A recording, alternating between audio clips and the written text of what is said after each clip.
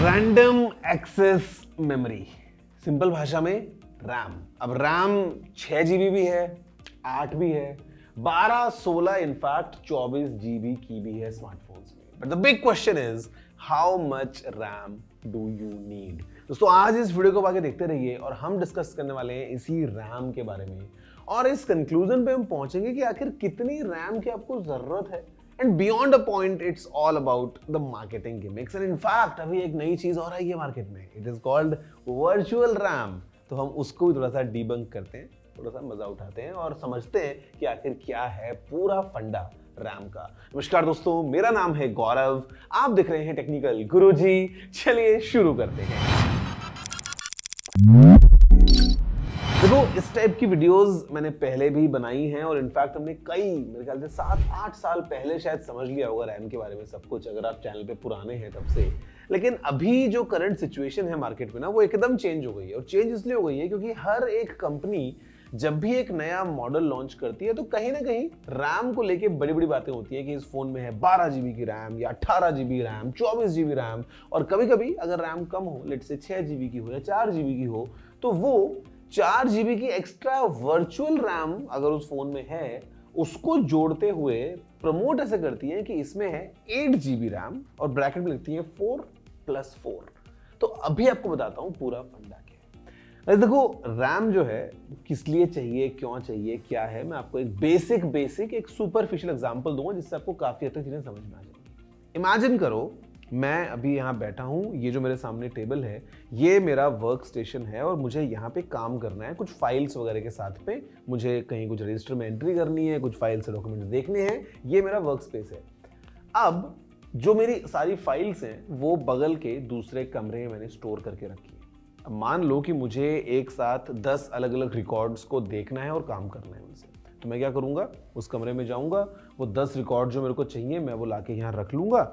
मैंने इसमें कुछ देखा, मैंने कुछ काम किया, इधर से कुछ उठाया, मैंने उसमें कुछ काम किया और अपना काम कर लूंगा।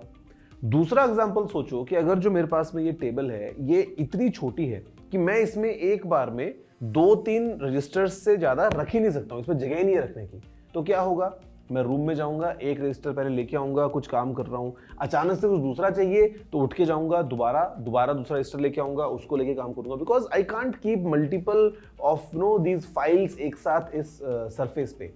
आप अब समझो कि वो जो रूम है वो मेरा मेन स्टोरेज है और ये जो टेबल है ये मेरी रैम है।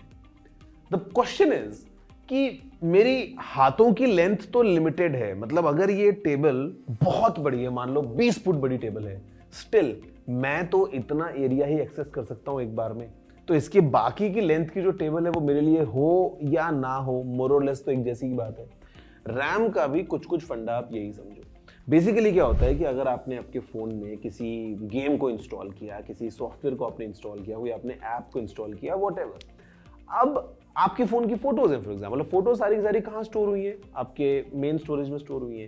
लेकिन अगर आपने गैलरी खोली है तो वो जो डेटा जो आप उस टाइम पे तुरंत देख रहे हो, it comes to the RAM और आप वहीं से ही देख रहे हो सब चीजें। आप गेम चला रहे हो तो गेम रैम में लोड हो जाएगा। जो आपका प्रोसेसर है वो, क्योंकि रैम बहुत फास्ट है, यहाँ पे जो रीड राइट स्पीड्स है वो सुपर फास्ट है, तो आपका प्रोसेसर सीधा एक्सेस करेगा उस गेम की सारी फाइल्स को और आप बड़े आराम से गेम खेल पाओगे। तो रैम ज्यादा होना कभी किसी फोन को फास्ट या स्लो नहीं बनाता है, ये आपको ऑप्शन देता है कि आप कितनी ज्यादा एप्लीकेशंस या कितने ज्यादा गेम्स एक साथ रैम में रख सकते हो। इमेजिन यहाँ पे आपका गेम चल रहा है, गेम की 2 फाइल्स यहाँ पड़ी हुई हैं, इधर बगल में आपकी गैलरी खुली हुई है, यहाँ बगल में आपका इंस्टाग्राम खुला हुआ है। मेरे पास में टेबल बड़ी थी, मैंने 3 चीजें एक साथ रख ली हैं। अभी गेम चला रहा हूँ, तुरंत इंस्टाग्राम पे आना है, ये साइड में गया, ये मेरे पास में आया, इंस्टाग्राम चल रहा है, तुरंत मेरे को आना है इस तरफ अपनी गैलरी में आ गया, वापस गेम पे आना है, वापस गेम पे आ गया। I can do all this because I have the space. But the question is again, कितनी स्पेस? अगर ये एक लिमिट के ऊपर बहुत ज्यादा हो जाए तो क्या कोई सेंस है इस बात का? मतलब एंड्रॉइड की मैं आपको अगर एक सिंपल सी लैंग्वेज में बताऊं, in today's world I think 8 GB RAM should be a minimum आपके अच्छे एक्सपीरियंस के लिए। ऐसा नहीं है कि 6 जीबी रैम में आपको मजा नहीं आएगा या 4 जीबी के रैम वाले जो फोन है आपको लेने नहीं चाहिए। But I am just giving you the scenario कि इन टुडेज वर्ल्ड अगर आपको एक स्मार्टफोन का अच्छा मजा उठाना है तो अगर आप 8 जीबी रैम वाला फोन एक यूज करते हो तो आपका एक्सपीरियंस बहुत अच्छा होगा। अगर हम 12 जीबी की तरफ जाएं, तो मैं बोलूंगा कि ये फ्यूचर प्रूफिंग होगी। लेकिन anything beyond that it's just for the numbers. 24 GB RAM हो या 48 GB रैम हो या मैं बोलूं 128 GB रैम हो, कोई फर्क नहीं पड़ता। Beyond 12 it's just for the numbers, to be really honest. मतलब आप अपने फोन में 60 एप्स खोल के एक साथ बैठे हैं और फिर आप 60 एप्स के बीच में मल्टीटास्किंग कर रहे हैं। यार आप इंसान हैं, आप मशीन थोड़ी ना है। मतलब अगर 16 GB रैम है तो ये अज्यूम कर सकते हैं कि ठीक है भैया आपने 60 ऐप्स खोल लिए और रैम के पास में स्टिल स्टोरेज है और आपकी ऐप्स खुले जा रही हैं। बट क्या ऐसा प्रैक्टिकल में आपको जरूरत पड़ेगी? I don't think so. अब आते हैं सबसे बड़े क्वेश्चन पे, विच इज वर्चुअल रैम। अब जो वर्चुअल रैम का पूरा किस्सा है भाई, ये तो अलग ही कहानी है। वर्चुअल रैम में क्या होता है, आपके पास में 4 GB की रैम है जो एक्चुअल रैम है, ये आपकी टेबल। अब आपने क्या किया, जो वो बगल में आपका रूम था जहां पर सारी फाइल स्टोर कर रखी थी, वहां पे आपने एक और शेल्फ को डेडिकेट कर दिया और आपने बोला कि देखो यहां पे मैं इसको एज अ रैम यूज करूंगा। तो जो आपकी स्टोरेज है, जो कि बहुत ही स्लो स्पीड की चीज होती है, बिकॉज वो सीपीयू यहां पे है, इसको तो मैं तुरंत एक्सेस कर लूंगा, दिस इज सुपर फास्ट। कमरे में को अगर जाना है तो आई विल टेक टाइम, मैं उठ के जाऊंगा, कुछ फाइल लेके आऊंगा, टाइम लगेगा। अब वहां पे आपने एक शेल्फ जो है उसको एज अ रैम यूज करना स्टार्ट कर दिया, तभी नाम दिया वर्चुअल रैम। तो यार उसमें आप फाइल्स तो स्टोर कर लोगे, आप मल्टीटास्किंग तो कर लोगे कि आपने एक साथ 5 ऐप्स को ओपन कर दिया, बट जो आपकी वो ऐप्स मेन रैम में हैं, वो लेट से उन 5 में से 2 हैं और जो बची हुई 3 ऐप्स हैं वो आपकी हैं उस शेल्फ में। तो अगर आप उनके बीच में स्विच करोगे तो आपको वो ऐप्स ओपन तो मिलेंगी, but the switching will take time. वो इंस्टेंट जितनी फास्ट आपको एक प्रॉपर रैम में परफॉर्मेंस मिलती है, उतनी आपको एक स्टोरेज जो आपकी स्टैंडर्ड होती है फोन्स में, उसमें नहीं मिलने वाली है।